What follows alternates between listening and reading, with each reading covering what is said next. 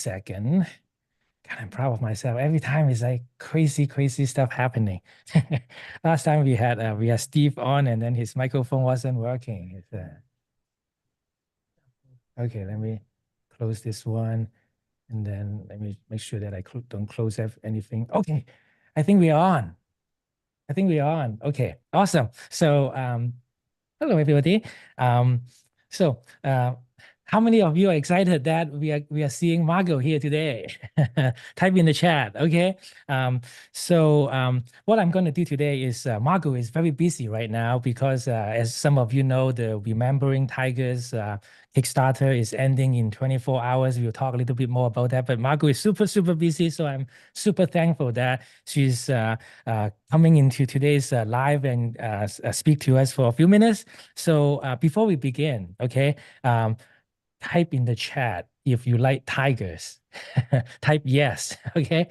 And then also type yes if you have always been wanting to learn how to do more conservation work, where you have ever felt like you want to protect the animals that we love. Type in the chat, please. Type yes. Okay, all right. That's it. That's the energy here. Okay, all right. So what I'm going to do today is I'm going to do a quick intro about Margo, and then we'll go into 3 quick questions, and that's it. And then Margo can be back to the very important work. So, all right. So Margot Raggett, she's not only one of the best wildlife photographers in the world, but in 2016, she founded Remembering Wildlife in is it 2016? Is it where the first book was launched, Margot? Yes, it came out in 2016, yeah. Yeah, in 2016. And in just, in 8, 9 years, right now, Remembering Wildlife has donated over $1 million to conservation projects to help save the animals, save the earth. And in 2023, Margo was awarded an MBE. Can you even believe that? Imagine this, right? And for his contribution for the conservation of wild animals. So let's give a warm welcome to Margo. Like, she's my hero, and I'm sure that she is yours too. So Margo, I'm going to ask you 3 quick questions today. Thank you so much for your time, by the way. So I know that Remembering Wildlife, it all started at a moment when you saw a poached elephant in Kenya. And I actually have this question for the longest time. Like, for most of us, right? If you guys agree, wave at me. Like, when we see something like that, like a poached animal, we probably will just feel sad, and then we'll share with some friends and say, "Oh my God, I'm so sad." But like, no one would actually go ahead and do something.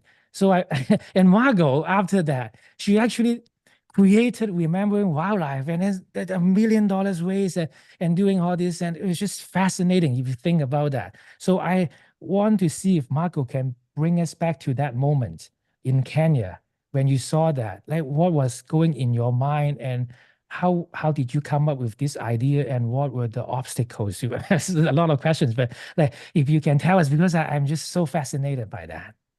Yeah, a lot of things all happened at the same time. I mean, the actual incident, I was staying at a place called Laikipia Wilderness Camp, which lots of people are now going to see Giza, the black leopard. But I was there actually to see African wild dogs at the time.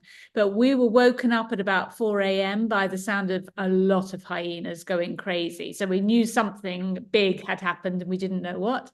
So at first light, we went to explore, and actually there you can get off on foot. And we went deep in the bush, or the guide went first, and then he said, "It's safe, you can come in." Obviously, we didn't do anything unsafe, but what we found was the elephant who had died. The hyenas had started to eat him. But he still had his little tusks, and I was saying, well, what's going on? Young elephants, he was about 14 years old, don't just die. What's happened? And they said, well, ivory poaching is rife, and he would have been poisoned with a poison arrow by poachers who shot him. He would have bolted from them, so they got away from the poachers, but it probably would have taken 3 or 4 days for the poison to go through his system, and then he would have died a very slow and painful death.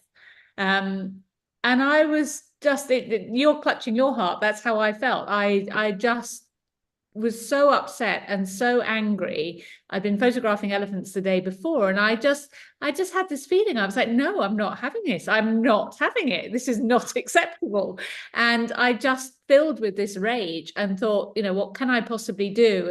And I'd been inspired because I'd seen other photographers, like Will Barrard Lucas had done a book a few years before, and he'd raised his funding on Kickstarter, which I know we'll come on to. So I knew a little bit about how that worked. And I also knew a lot of photographers by that point, because I was working in the Masai Mara as a resident photographer on and off. And you see the same faces, like our mutual friend Federico Veronese.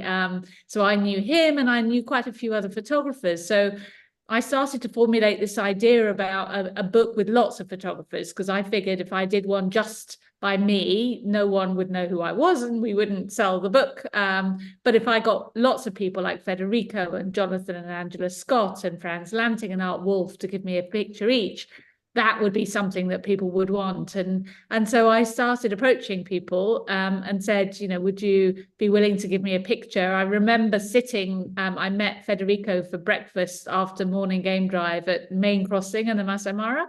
And I sat down and I said, I've got this idea, and, you know, would you think you'd let me use one of your pictures? And I wasn't sure if you would, because I had no track record. So everyone was trusting me that I'd make a decent book. And he said, yes, of course I would. And in the end, actually, I chose one of his pictures for the cover of that first book, which is beautiful. But yes, so and I'd seen people work, you know, as I said, raising money on Kickstarter in the past. So I had a bit of an idea about how it might happen. I could talk for hours, so I should shut up and let you ask the Well, question. I love that. Right? I mean, of course you're busy, but that's just fascinating. I just had a quick chat with Federico a few days ago, so a few hours. You know, it's just wonderful, passionate guy, and I'm so amazing. So that was what it was. But like, I know that you have a background in PR, right? Yes. Before that, and was that the first thing that came to mind when you say, okay, I can combine the two experience to put it? It's just amazing. How did you even have that confidence and the courage to do something like that? Yeah, well, I worked in PR for 20 years before. So I'd actually run a business, and I'd worked my way up from the graduate to the chief executive. And I'd done a management buyout along the way and then sold the business. So I'd run businesses. And so I kind of did feel confident that I could run a business, and also that I had done big PR campaigns for multinational companies like Unilever and Coca-Cola. So I knew I had the skills to pull a project of this size together. And in a way, I'd been kind of looking for something. I loved working as a resident photographer in the Mara, but I did feel like I was not giving back to the animals. And I don't know if you ever get this feeling, but you sit and you photograph these animals and they're wonderful, but you know, you're not paying them like you would a model. And I kept feeling like I was taking and I wasn't giving back in some way. So when this idea started to form in my head, I realized I had the opportunity to not only raise awareness of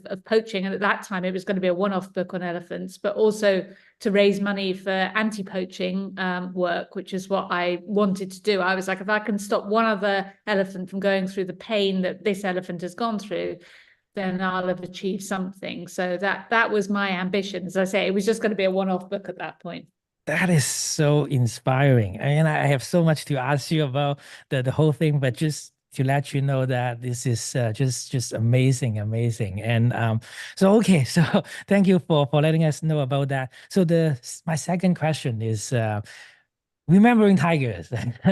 I think a lot of us are super excited about this new project. So can you tell us a little bit about this?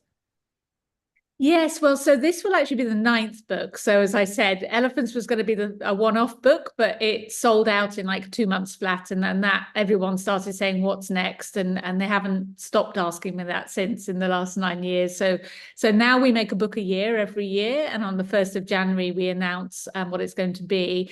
And our purpose is always to raise awareness of the conservation issues that animal is facing, and then to raise funds for organizations who are working to protect it. So, you know, and I do feel in a way it's like a tribute to each of these species about what they're like in the wild at this moment in time in history. And we call it remembering because in case 20, 30 years we didn't save them now, these books would just be the memorial to what they've been like. And that's supposed to be quite provocative and make people get upset at that thought that we have to save them now.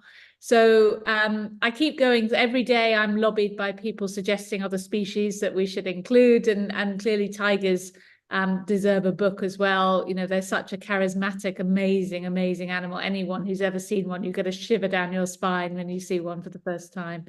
So yes, we've got 70 photographers contributing. We've also got the who's who of conservationists in the Indian tiger world. So Valmik Thapar, who's writing the foreword.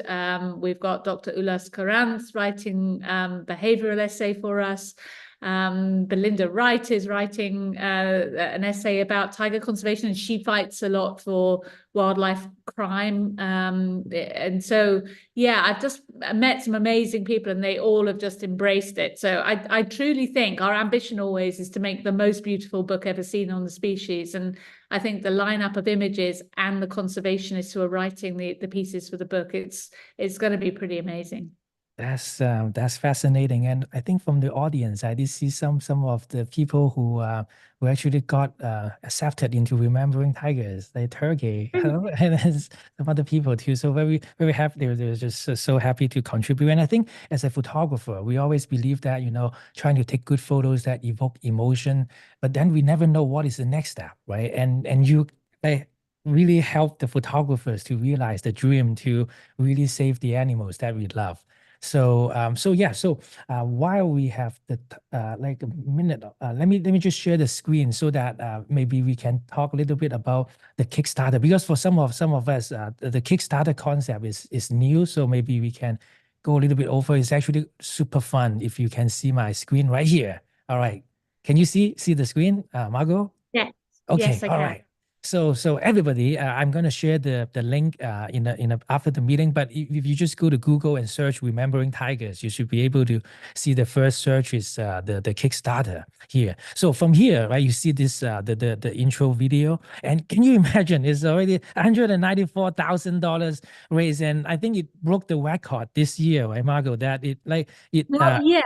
Not yet. Not yet. So Not yet. Okay. last year for leopards, we raised more than that. So Okay. so yes, it's Yeah. a bit like watching a fruit machine for me. I just saw the number go up slightly. So you're kind of staring at it, hoping it'll go up and that people will pledge, because every time it pledges, I get an alert on my phone and I can see that Tin Man has bought a book. So I spend a month looking at my phone. That is fascinating. Yeah, and I saw that because you have a certain goal and it was reached like in a few minutes, right, this year or something like that. Right? Yeah. So what we do is historically, I set out to raise in pounds, £20,000, because that was the cost. It was going to be that first year to make the elephant book, to make 1,000 copies. So it's a bit of a just nod to the history. We always set out to raise that 20,000, but in reality, if we only raise that, we'd only make 1,000 books, and we need to make many more books than that. Like we printed 7,000 leopards last year because there's such demand for them. So, but we did hit it, that 20,000, we hit it in 8 minutes this year. Yes. And I think this is... Sometimes I don't know if anyone's going to support it. So I literally turn it on and I sit there like this thinking, oh no, what if they're not there? Oh no, come on. We need to let more people know about this super meaningful project. And so to help some of you who are not familiar, you can log in using your Facebook or Gmail or whatever email account, something. And once you log in, you see this page. And what you can do is you just click on this this project, and then boom, it's not like just buying a Remembering Tigers book, but actually this is more fun. So by the way, what is the countdown timer here? It's less than 24 hours now, right? And so what it says 13 hours, you can see. Oh, okay. All right. So So what you do is so here, this is where the fun part is. So in here, when you click back, you can select the amount you want to donate, and of course you can donate any amount. But then when you donate $45 you can get a book, right? But that is not the fun part. This one you can always buy it later, in Amazon and those. But what is the fun thing is you can pledge more, and there are a lot of cool stuff. So for example, Margo, what is the one that you recommend people to try? Well, I mean, if people, you just gone past jewelry there, and if you keep going, we have an amazing photographer who actually creates pieces for us, which are based on photographs from the book. So if you keep going, you'll get to the next one there. Stop, go back slightly. Yeah, so there you've got a jumping tiger. So that's actually based on a photograph by one of our photographers, Vladimir Czech Jr., who's an amazing photographer. And so the jewelers actually created that piece. There's only 10 ever made. They're hallmarked, they're numbered. So it's a completely unique piece. And you get that necklace. And then it's on the back, it says Remembering Tigers. And then you also get a copy of the book. So these are kind of one-off unique rewards that we've got. And say, if you keep scrolling through, we've got various safaris and visits. So here, this is amazing. Like this one is 3 nights at any of the properties that Pug Dundee have got in India. So you've got Tadoba, Pench, Satpura, Panna, amazing different parks. And it's that's like half price basically. And yet the money is not going to Pug Dundee because they've sponsored us, they've donated this. The money comes into us and gives us cash flow because what we need now is a lot of cash to print the books basically. Yes, and I want to add some more about what Margot was saying. I was just looking at it, some of these tours you can see the price is this one is a $1,650, but the cost was actually like twice or 3 times more. So basically, what it is if you pay this amount, you get like a travel experience that is worth like more than $5,000, but all the money that you pledge actually goes into remembering wildlife to help the animals. So this is like you're actually saving money by helping animals. So that is why it is fun, and also it's very limited quantity too. So if you want to get it, I think you should just try as soon as possible. And there are all these. I can't even believe the price actually. So usually this costs like $10,000. So this is super highly recommended. Yeah. So and it's gonna be ending in a few hours, and once it's gone, then there's no more, and you can only buy of course you can still buy the book, but yeah. So that's the whole idea that makes it super interesting, and again, just like what Margot said, it is just so important. The animals really need our help. And when she mentioned about sending a chill down the spine when she saw the first tiger, I had the same thing. I thought I saw big cats before, but when I first saw this tiger walking towards the vehicle, I was like, so like this fascinating, beautiful animal, and this is the best way to help. And so yeah, so definitely I don't want to take too much more time of Margot. So everybody, like if you are passionate about this, think about what Margot was going through with that poached elephant, and she jumped into the helping the animals. So it's super inspiring. So one last question before we end it. By the way, how many of you think that I should invite Margot in the future for a long interview? Because it's just amazing stories here. So look at that. Okay, so yeah, lots of likes and stuff. So yeah, so what I want to ask one last question is, so Margot, a lot of the listeners right here are fellow photographers, and we all love nature as well. And I think most of us, we all have a dream to like what we want to achieve our dream. And as a photographer, sometimes we feel helpless. Right? The dream seems to be so far-fetched, and we feel fear, we feel lost. And when we talk to other people, people think that we are crazy. Like, if you can give like one final advice to us when we are in this big doubt and questioning ourselves, what would you say to us? Well, everyone feels that, including me. So don't think that there's lots of people who are just cocksure of themselves. Just find a way, try and find your purpose. Say when I was taking the pictures in the Masai Mara, I was having a lovely time, but I was a bit like, well, what's the point? To take, and it sounds a bit arrogant because I was so much there, but it's like, another leopard picture. What am I going to do? I've already got 1,000 leopard pictures, but I then found a way to give back. So find a way that is meaningful to you, and whether it's making books for your family or to sell for calendars or whatever, there's more and more projects that people are starting to try and raise money for conservation. And the thing is, all of this wildlife, without exception, is under threat from humans in some shape or form. There's nothing any of you have photographed that is not under threat. So do your research, understand what the challenges are that are facing them, find organizations that are supporting the conservation, and try and get involved with them. Maybe that sense of purpose has given me a new lease on my photography, and that's what I'd say. Find a sense of purpose with your photography, and then it will come from your heart. Wow. So you didn't really hesitate that day afterwards. You said, I'm going to start it. Just like, you just do it, right? Basically. Well, I mean, it took me like 6 to 9 months of working out how I do it. I didn't like the next day wake up. I was like, okay, if I'm going to do a book, how does that work? How do you publish it? How do you find an editor? So I did lots and lots of asking around and talking to people. But the more I did, the more determined I got in my head that this was what I was going to do.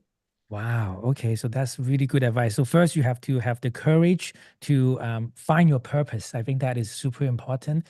And I think like that's what a lot of time where we focus so much in the photography, but in my mind, wildlife photography is very special compared to. I mean, not to say any bad things about other photography genre, like, but for wildlife, we are not only creating art, but these animals that give us this glimpse in a short glimpse into their life, they are facing lots of difficulties, and to pay respect to them and to help them, there is a huge responsibility to every one of us who have this privilege to even go out and see these animals. So I think that is just fascinating. Margot, thank you so much for like having this such a great role model for us to follow. And so I'll send out the link if you guys want to learn more about remembering wildlife and Margot's contacts. And if you have any questions, you can send it to me, and then maybe in the future I can send it to Margot about how to help conservation and stuff like that.